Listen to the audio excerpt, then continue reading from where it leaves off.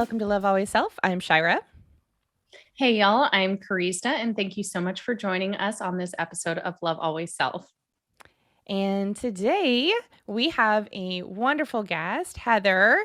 Heather's mission is to change food through strengthening local food systems so that everybody wins, the community, our health, and our planet, which is fabulous. In 2016, she founded Prep to Your Door in an effort to make this mission a reality. The company serves the Austin and Houston area with organic farm-to-table meals in zero-waste packaging. Heather has spent the last 15 years rebuilding her life after becoming incarcerated for a year. Her promise upon release was to grow, be honest, and do good things. She graduated from the University of Texas with degrees in mathematics and linguistics, and with her master's from Harvard University in 2020. Her proudest accomplishments are winning Fave Sustainable Business in 2019, the prestigious Austin Women's Away Award for Business to Watch, and named as Forbes' Next 1000 for 2021. She was also a finalist for the Austin Under 40 Awards in 2020 and the winner for Austin Under 40 Awards in 2021. Heather, welcome. Yay. Girl, you got some accomplishments. On. Yes, quite the accolades. Thank you guys. It's so nice to be here. And it does feel good to hear all of that. I've never heard anybody read that. So that was good. Thank you. Wow. I feel like you should be standing in front of the mirror, like reading it out loud to yourself on a regular basis. Like that's amazing accomplishments. Thank you. It's very surreal, very, very surreal to be able to kind of, have those bragging moments. That's never thought I would be there. So very, very blessed. Well, I saw some of the video from when you were receiving the Austin Under 40 Award this year or for 2021. And I was just like, yeah, girl, get it. I was like, that's amazing. Anyway, sorry, Carrie, I interrupted you.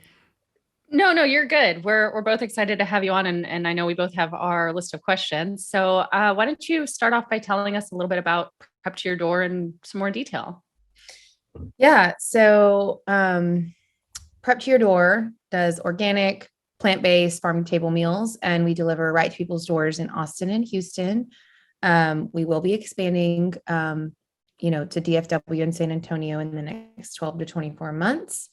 But I think the thing about the meal prep space is there's really nothing like super special about that. I think the thing that makes our business the most special and unique is our packaging standards and commitment to sustainability, which is zero waste. So, we could do the single-use plastic or compostable packaging, but we don't. We choose not to. We choose a closed loop, reusable circuit, which means like every week, think of the milkman, leave out your empty jars, and then we will pick those up whenever we drop off your new meals. We take everything back to our facility. We scrub, sanitize all the jars, so everything is in rotation. And then if you only try us for 1 week or you try us for however long and need to cancel, we will come back after that week of cancellation and pick those items up. So again, really like the responsibility we feel like in business and the future of business is like, there's no such thing as away. Like when you're throwing something away, there really is not a place for away. And there's a whole thing about that here in Austin. Our landfills, I don't remember how many tons, but literally tons of acid are dumped into a pit of whatever is in the landfill to melt it. And the issue with that is it's a dirt pit. So, and there's 2 waterways that run underneath that. So we think it's a way, and it is a way for now, but it's not a way forever. And our children and our, lineages for many generations will be cleaning up after us if we don't make a shift. So that is where we get our commitment to being plant-based too, and there's obviously a lot of ethics around being plant-based and vegan. But for us, it really is a mission to Mother Earth and keeping us alive as a species for many, many more beautiful centuries. I love that. I mean, it's just one of those things where it's like out of sight, out of mind. It does not apply to this. Like it is everywhere as far as the trash. And so I think this is really great. Having this great access to incredible food, and still maintaining a healthy environment, meaning our Mother Earth, like taking care of her while we're taking care of ourselves. So I think that is fabulous. And tell me about the source of the food. So you use a lot of local resources. Can you tell me more about that? Yeah. I mean, at one point we were sourcing from, 20 different farms across the state. Our model has changed a little bit for two reasons. And they're pandemic related kind of. So, we used to source, we used to farm. There's a company in town that does farm delivery for like all kinds of things, but they had a wholesale part of their business where they would supply restaurants and other businesses with wholesale farm to table stuff. They shut that down during COVID because they needed to focus on getting the food to the people, not to other restaurants. So we do use farm to table, which sources from farms all across Texas. So thank God we still have them. But it just limited our options there. Then we have direct relationships with farms across the state. However, everybody knows the last 2 years we had 2 freezes. Yeah. And the thing about vegetable farmers is there's no subsidies for vegetables. The subsidies and government assistance and insurance comes for like animal farming, not vegetable farming. So not only did those farms lose their crops, but they did not get the reimbursement and support that I truly feel like they deserve. So transparently, I just like to talk about that. Like our mission is to support local farmers.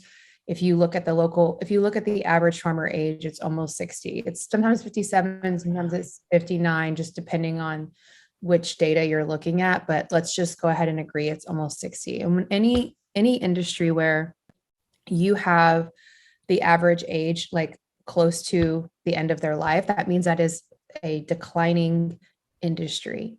And when you look at why that is, well, we don't have a government that supports all aspects, right? So that's the parts that are our government subsidizes wheat and soy and beef and dairy, right?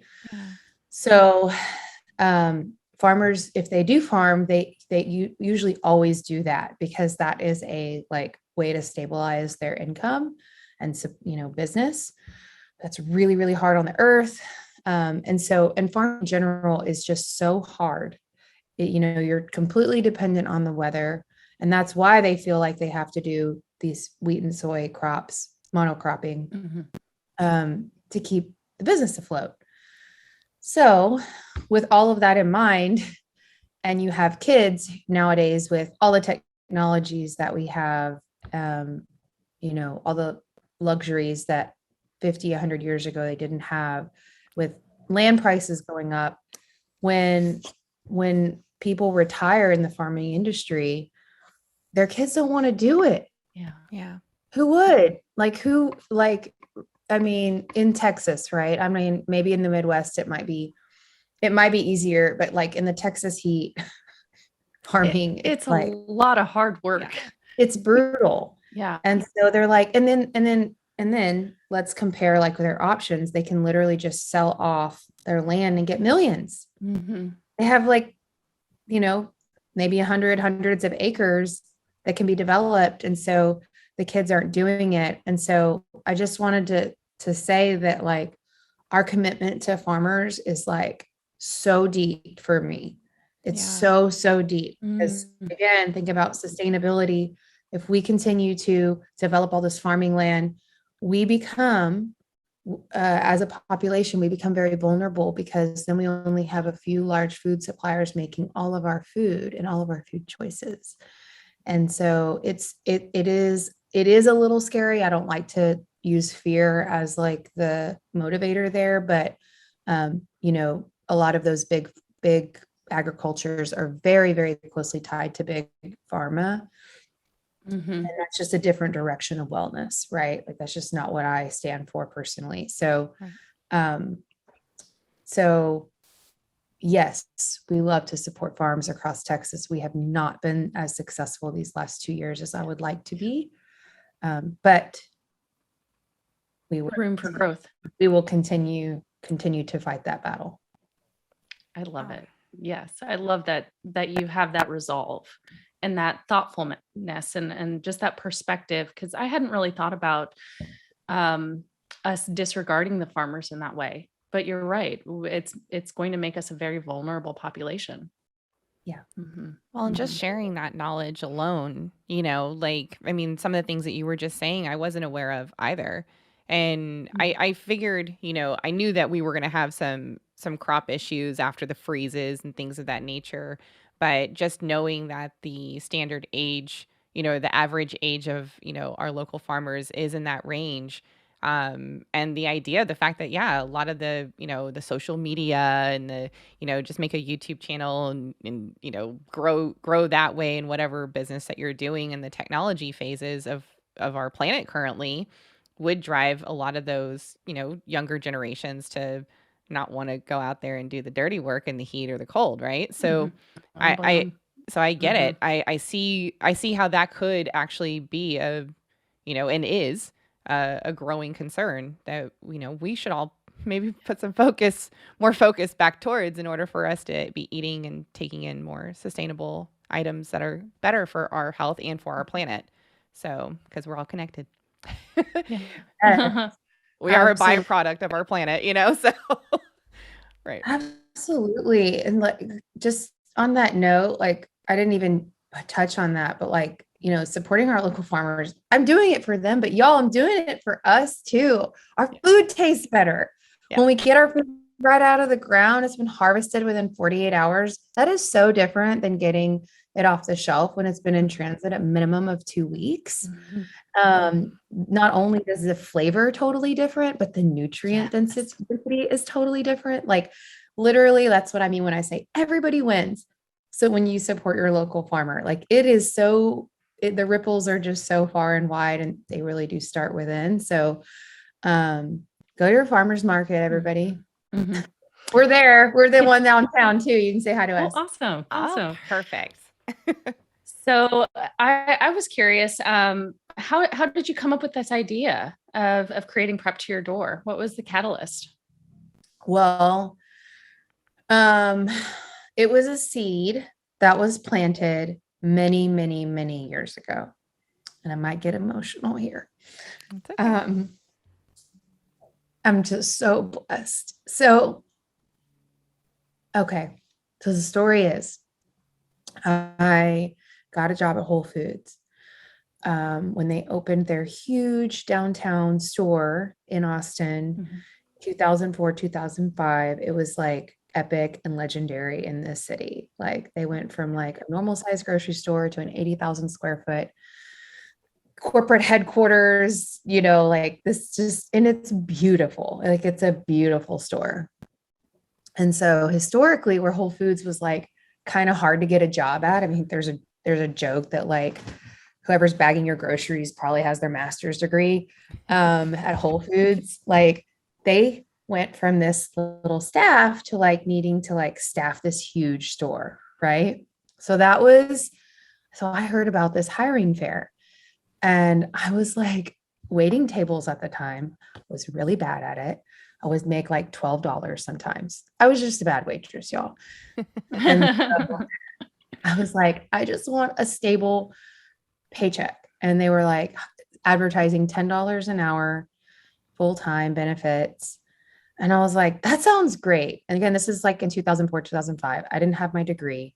I literally just got out of prison. Like this was a great opportunity for me. And they gave me that they gave me a job, and they gave me a job in prepared foods. A guy came up to me and was like, you ever worked in foods? And I was like, no. And he was like, do you want to work at the smoothie bar? And I was like, yeah.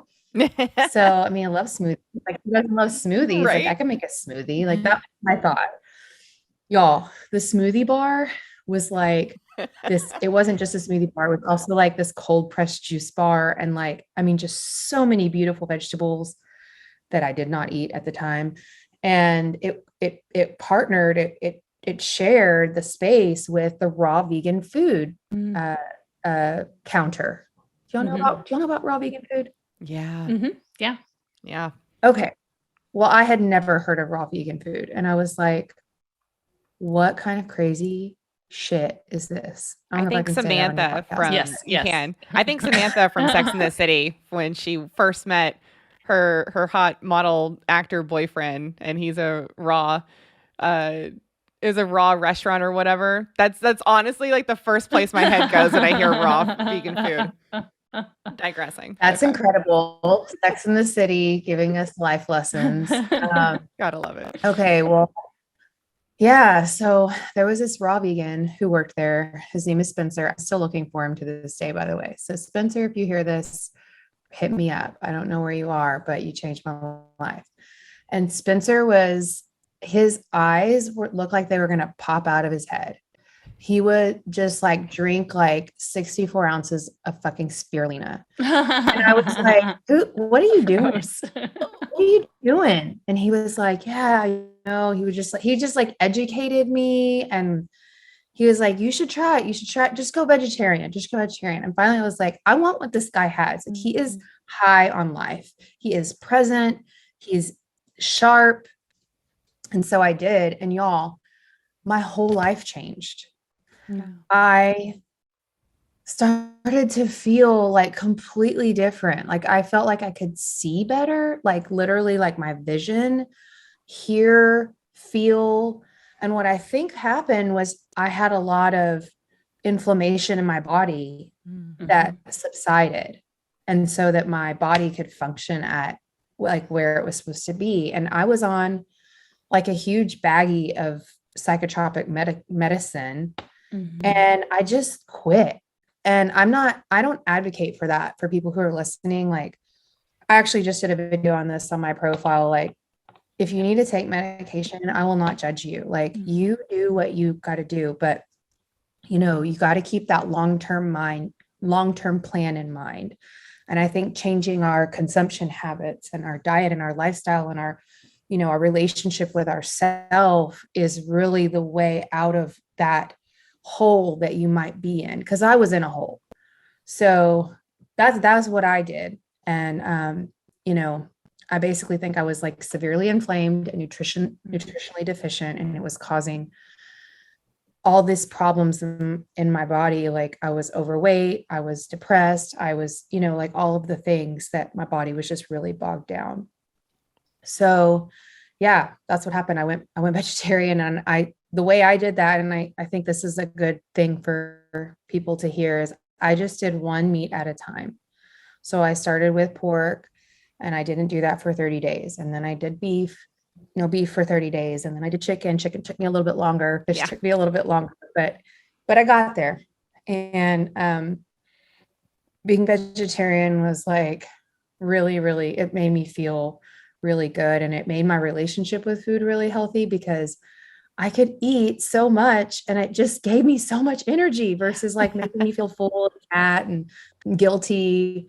Like I just never felt that way.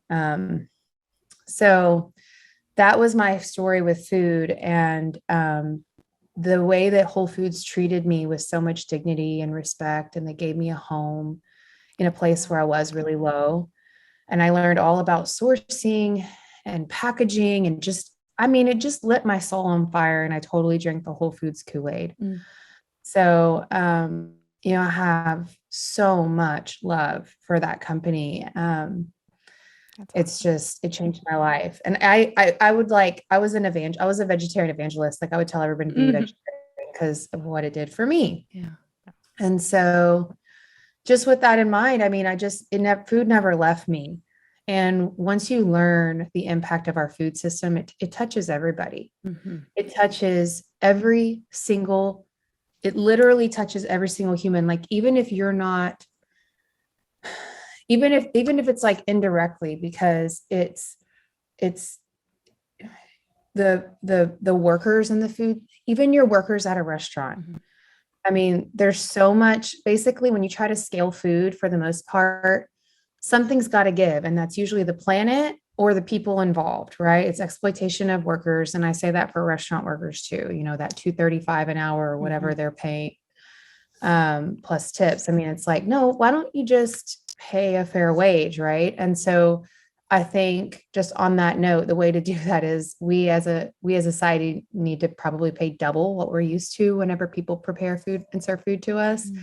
And then when it comes to our vegetables and stuff, we just need to grow them ourselves, and it'll even out, because then it'll be like free food in your fridge, and then but pay like the price where it's fair to everyone involved, our environment and our workers.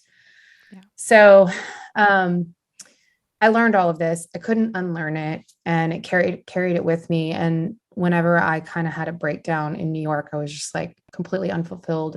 And even though I had this rich, beautiful life, I was really sad inside.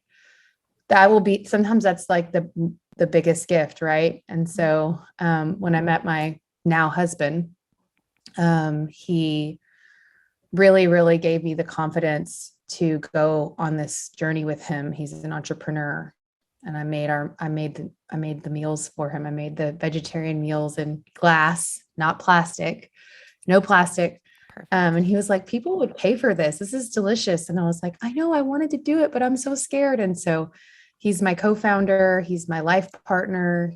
He's my rock, and my wise old oak tree. That's what I call him. Wow. That's so beautiful. So, like, Mhm. you know, I'm a believer in this. Carrie and I have shared this on, previous episodes where we talk about like what led us to the journeys that we're on today. And sometimes hitting that rock bottom, or having some form of a trigger in your life that causes you to just break down enough to truly see what it is that's causing you to be unhappy and unfulfilled, right? That can be something that, really does leapfrog you into the path that you were always meant to go on. So what would you say was one of those moments for you? Like, what was it for you that made that leapfrog into where you wanted to go? So funny. So my quote is, leap and the net will appear. And that's, Oh, there's a story behind that. And I actually have it on this board, but I lost a P. So now it looks like leap and the net will a pair. So normally this is my setup. I usually have it like this, but I was like, I can't go down like this on the, they're going to think I don't know how to spell. So we're doing it this way, guys. So yeah, so when I talk about that story where I'm in New York and I left kind of abruptly, it was like abruptly, like I quit my job on a Thursday, Monday, did the weekend, like blah, like went all out, like I was just like, with my friends and like carefree. Monday I listed my apartment on Airbnb, and I left, like, I want to say a week later.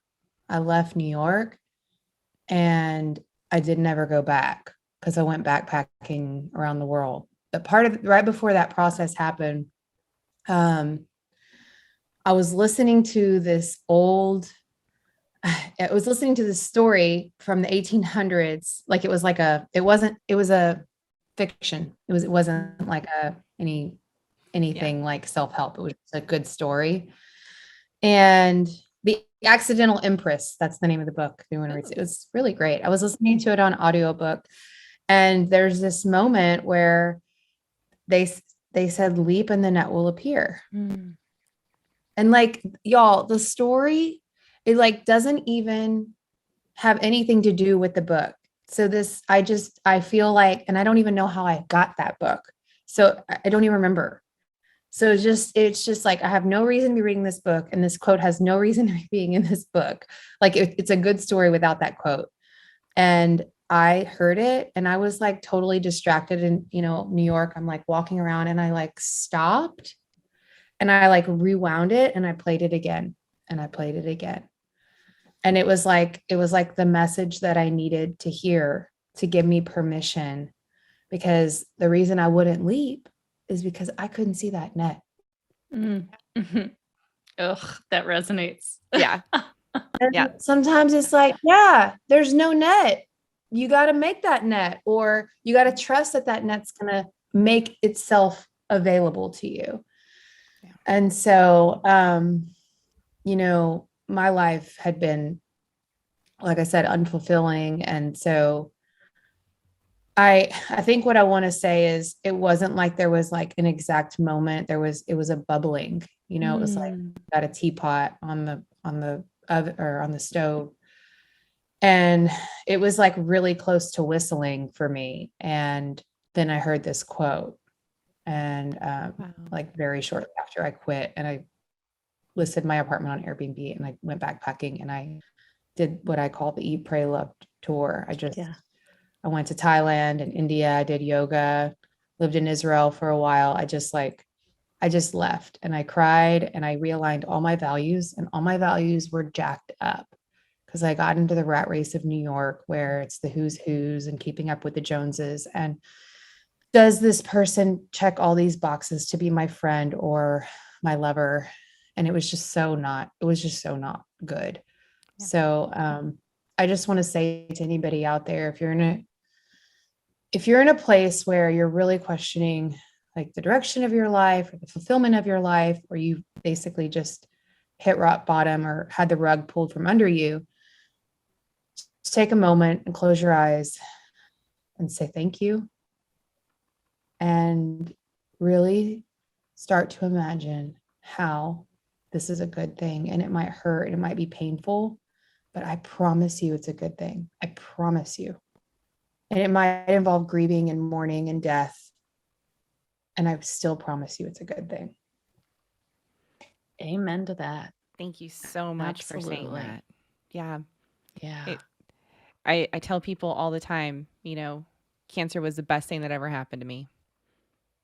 And it's the craziest thing to say out loud. And Oh, it's ridiculous to try to see that on the other side when you're in it, because we've all been taught to believe, our beliefs, our background, our history, everything is said when things aren't going well for you, it's just terrible times. How are you going to get out of it? How are you going to get out of it? Right.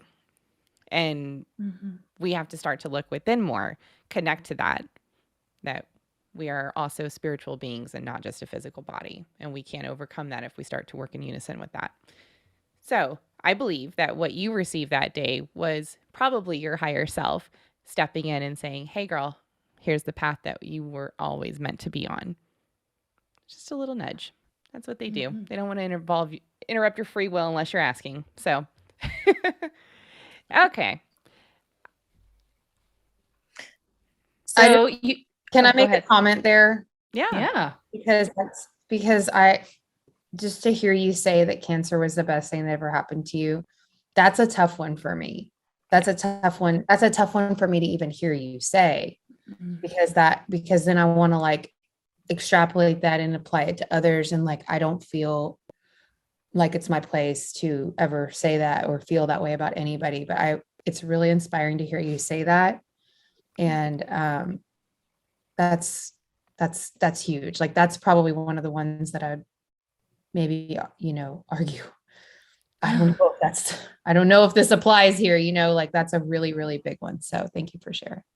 You're welcome. It's not, to say it in such a blanket statement like that. There's all the thoughts that are going behind my head when I say something like that, right? There's the what led you to the journey that you were on, right? Well, I'll be honest, I was drinking a lot. I was smoking. I was doing everything terrible for my body. I wasn't getting enough sleep. I wasn't eating any types of foods that were conducive to, allowing me to process things like a lot of sugars, a lot of processed foods, a lot of fast foods, like all the things that were really bad. I was in a high stressful state 24/7, which also just takes it on to a whole new level of everything else that I was already doing. I never slowed down. I never thought about self. I never thought about any of that. So when I say cancer was the best thing that happened to me is because although it sucked and I don't wish it on anyone, um, it required me to stop when I wasn't willing to stop myself. So that's how I'm able to say that, because I can look at that now and I can recognize that that's what it did. Right. Okay. Yeah. That absolutely makes sense. Yeah. Yeah. Thank you. Yeah. You're welcome. And that perspective too, right? When you're in this situation, it's okay to be in that grieving state. It's totally understandable and valid. And I think it takes a really incredible type of person to be able to zoom out and see those positive aspects and be able to shift their understanding of a situation and see what good can come out of it as well. And that's what you did, Heather. And that's what you're not just taking it from your own personal experiences. You're now sharing this, as what Carrie and I are doing with this podcast. You're now sharing this gift that, you've received in what we like to call awakenings, right? There's just a little spiritual terminology there, but like, with so many others. You're helping farmers, you're helping people eat more sustainable items, or better foods for you. And you're helping people live a better life by what you're doing. And that's incredible. And that's, even with the accolades that you've and accomplishments, and girl, these are just incredible, by the way. Like, that's amazing because you're touching so many people's lives and you're providing work for, you've got a staff too, that's helping you out in all these different cities. So that's incredible. That's amazing what you're doing. So I'm proud of you. Thank you. It's so sweet. I appreciate you. You're welcome. So, Heather, just a couple more questions as we are closing out this episode. So first off, I wanted to ask you to share how people can find Prep to Your Door and find out more information or sign up. Yeah, absolutely. preptoyourdoor.com is, the first thing it's going to do is like, give us your zip code and we'll tell you if we deliver there. And if we don't, just message us because we have a list of desired zip codes. If you're in the Austin area though, we definitely deliver to you. We deliver all the way down to Kyle, Dripping. If you go west, all the way out to Spicewood, so that includes Lakeway. We go up to Cedar Park and Leander, and we even go as north as Georgetown. So if you're in Austin area, we definitely deliver. Houston's a little more tricky. So that's probably, more of where you might have trouble. And then of course, San Antonio and DFW, please give us your zip code because I would love to know where we need to target first when we expand. You can follow us on social at Prep to Your Door. We're trying to be better about like really having communication there. So, but I know we love to engage with our followers. We just hit 11K and that was awesome. Congrats. Yeah. It's so crazy. You can like scroll all the way back to our first one and you can see how terrible. Literally like bad lighting on an old iPhone on a brown desk of vegetables. Like it's so bad. But you'll see it's real. This journey we've been on is very real. And then you can always email me, heather@preptoyourdoor.com. I do public speaking. I'm writing a book about, basically some of these stories I've told today are little pockets. I'd love to hear from you. You can get on the waiting list for my book. I thought it would come out this year, but working with my editor, I think there's a shot at maybe it being a little bit bigger, going with a bigger publisher. So it might take a little longer for that. Oh, that's exciting. That is so great. But just let me know, email me and I'll put down your I have a list of people who want to be the first. So I'll put you on that list. Absolutely. Yay, I'd love perfect. to read that.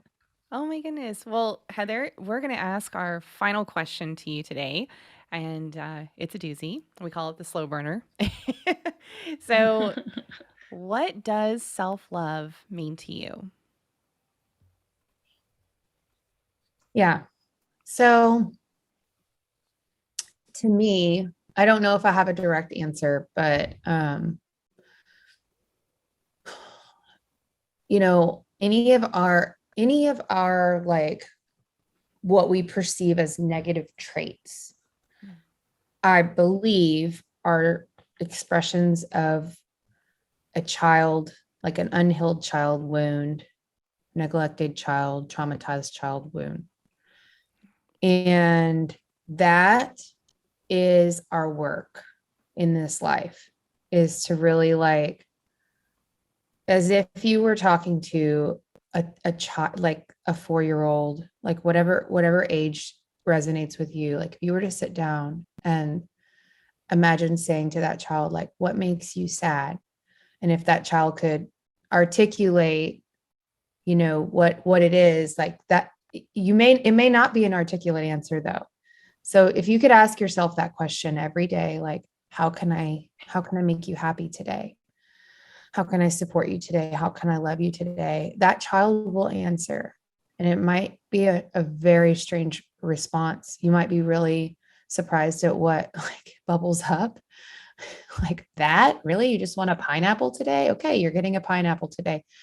Having whatever conversation you can with yourself is how you get deeper and deeper into a relationship with yourself and discovering growth opportunities, places that you were hurt that maybe you didn't even realize.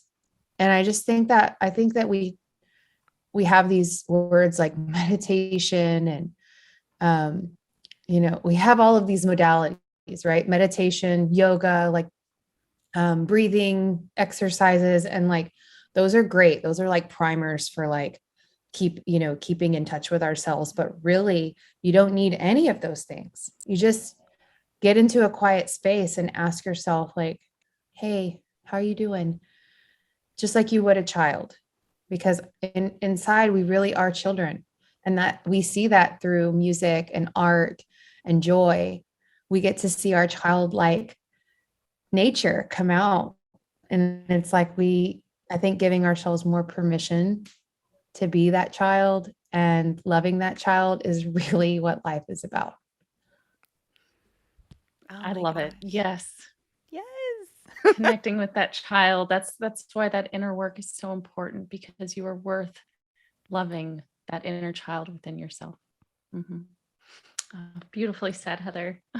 Thank you so, so much for being here today. Honestly, like, great conversation. I knew it was going to be. So, and everything, everywhere you can find Heather, her social media and website for Prep to Your Door. We're going to leave links down below, whether you're listening to this on audio or watching this on YouTube. Don't forget to hit the like, subscribe, bells and whistles. It does help us grow and reach more of these beautiful people that we are trying to reach. So, with that being said, don't forget to love first Love last. and love always. Am I supposed to say that? No. I mean, you can. Absolutely. Go right ahead. I was like, oh no, I don't know what to say. We play with this ending every time. No big deal. Okay. Thanks, everyone. Thank you guys so much for joining us. Have a great rest of your day. Thank you.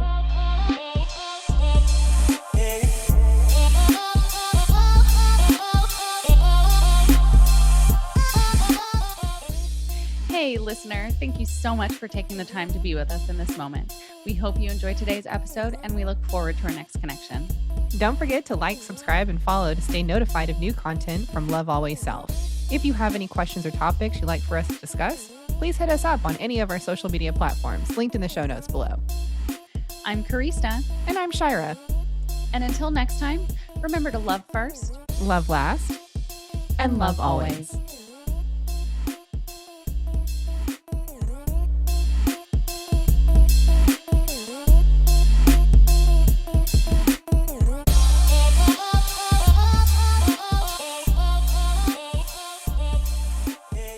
Love Always Self podcast is meant for entertainment purposes only. We do not make any warranties about the completeness, reliability, and accuracy of the information presented in this podcast. Any action you choose to take upon the information in this podcast is strictly done so at your own risk, and we will not be held liable for any losses and damages in connection with the use of our podcast. Any and all medical concerns should be addressed with a licensed healthcare provider, as well as any questions that may be derived from the information discussed in this podcast.